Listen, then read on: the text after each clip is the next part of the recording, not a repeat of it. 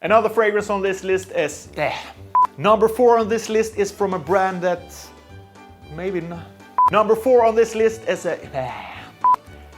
Number 4... a little bit under the Next up, another fragrance from 2017 from the brand. Another fragrance on this list is a aromatic fougere fragrance released in 2070.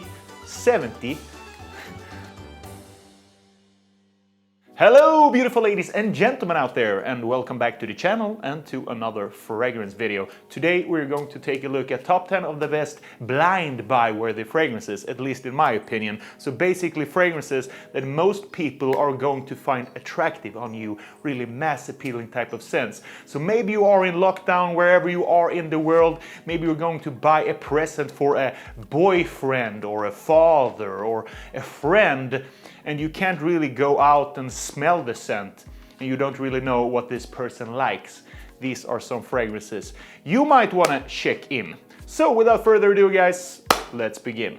So the first fragrance on this list I would really recommend is a cheapie, and it's called Nautica Voyage. This fragrance was released in 2006 and it opens up with some green leaves and also some apple, but when the dry down hits it becomes a little bit more woody and a little bit more ambery type of feel with a little musk as well. This goes good for the outdoor activities if you're sporting, maybe you are a lot at the sea, maybe sailor or whatever. It's a good and cheap alternative. Next fragrance on this list is from 2012, the God of Love, Versace Eros. This very popular fragrance that people call the best club banger fragrance in the world. And I can see why, but I also think that you can wear this to a lot of different type of occasions if you have the right mindset and personality. This fragrance opens up with some bright mint, really fresh and seductive, and also some green apple. When the dry down hits, it becomes a little bit more warm, sweet, seductive. I feel that there's some amber and also a lot of vanilla in this fragrance. Perfect for the playful type of mindset. Next up is also a fragrance from Versace, and this is called Dylan Blue. This aromatic fougere fragrance opens up with a nice bergamot and also some grapefruit, but when the dry down hits it becomes a little bit more seductive and masculine with the patchouli that just laying there like a spinning little plate, and also some incense that gets some puffs here and there, so you get that masculine and seductive type of feel to it. So this goes well with both the older guys, like if you're 70, 60 you can wear this, but also if you're like 20 to 30 I feel. So good, versatile, safe blind buy.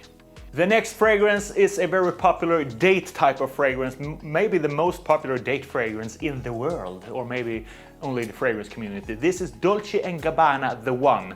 Really sweet, seductive type of fragrance with some masculinity in it as well. It's really ambery, it's really warm, sensual, seductive. Perfect for date night, perfect for fancy dinners. A fragrance that doesn't project that much, especially the newer versions, who lacks a little bit in performance and longevity if you compare to the earlier versions.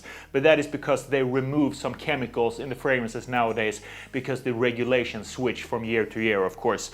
But this is still good if you just want some intimate scent. Maybe a girl is coming over, you're watching Netflix and chilling a bit. So this is a great date night fragrance, sensual, seductive, but you can also wear this to the workplace. If you take 2-3 sprays maybe, because yeah, we're sissy sprayers over here. The next fragrance is one of my personal favorite fragrances from the brand Perfumes de Marly, and it is Percival. This citrus aromatic type of scent is great for everyday situation. If you have the cash, if you have money to just spend and blind buy fragrance, this is a good fragrance that most people will love, especially women. And this I feel is a good like late in the day type of scent. Maybe it becomes a little bit colder, but not super cold. It's really fresh, citrusy, but it also has some powdery nuances that rounds off the edges of this fragrance. So it's not just a fresh and clean fragrance, boring citrus. It also has some nice powderiness from the lavender that comes through beautiful in this high quality scent. So that's another recommendation. The next fragrance on this list is from the most talked about fragrance reviewer in the game. Of course, I'm talking about Jeremy Fragrance. Whether you like him or hate him, it doesn't matter. This fragrance works. It's called Office for Men. It opens up with a nice and bright bergamot. Then hits you in the head with ambroxan, so you just wakes up and okay, I have to do shit now, you know, so you just get on with your day basically. But when the dry down hits, it becomes a little bit closer to your skin with a woody and patchouli type of scent, like the signature scent of Alberto Morillas, I feel. This heavy base of patchouli that just lingers around with the wood of cedar and sandalwood, but with the nice opening of the bergamot that is sprinkled and the ambroxan. Super masculine scent, but it also is a compliment getter, and I know it's called Office for Men, but I've worn this on dates and I get super good reactions from the ladies. Number 4 on this list is from a brand that maybe not everyone has heard about, and this is Coach for Men. This is supposed to embody the typical American cool guy, they say in the description, because this is a little bit of an unapologetic type of scent, a little bit sporty, a little bit this typical American jock that you've seen in the American Pie movies that play lacrosse and stuff like that, because it's pretty confident smelling type of fragrance. So it's a good price value proposition if you don't want to spend more than 50 bucks. And this one costs around 50-60 bucks. Fresh scent opens up with grapefruit, citrus, bergamot, and then dries down to a more easygoing woody type of scent. So great blind buy for the friend, boyfriend, or whoever you want to give this to. Another fragrance on this list is a aromatic fougere from 2017 from Prada, and I'm talking about Prada Luna Rosa Carbon. This is pretty similar to Dior Sauvage, but if you feel that Dior Sauvage might be a little bit too sharp for your liking, a little bit too metallic and sharpness and straightforward in the opening especially, you might want to check out this one, because I feel that the lavender in Prada Luna Rosa Carbon rounds off the edges a bit, but it's super similar to Dior Sauvage anyways, but this is just more a softer version, I would feel. So this is good for all type of occasion, all type of age span. You can be 50 wear this, you can be 18 to 20. So good for a gift, for a present or whatever. Prada Luna Rosa Carbon, great choice.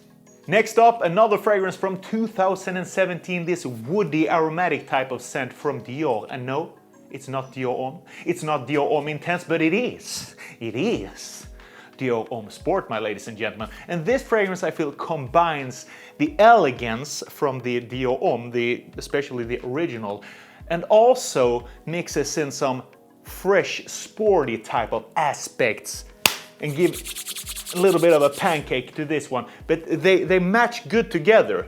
They don't take out each other. They have the sporty freshness, and then in the base there is some elegance from the original Dior Homme.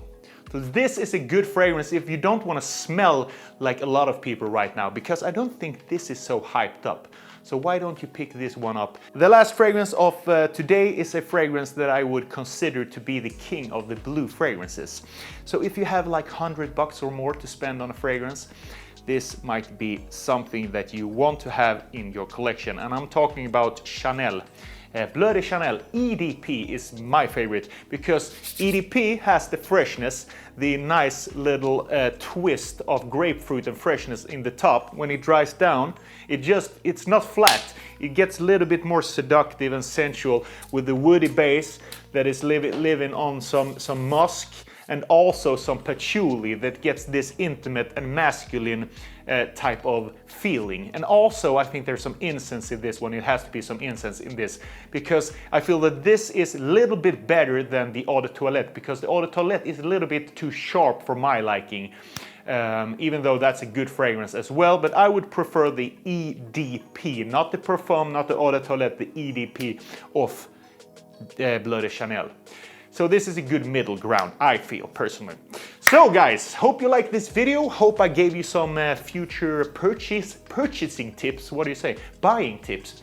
Just some entertainment, I hope. Hope you have a great day, my beautiful ladies and gentlemen. Take care of each other, and I'll see you the next time.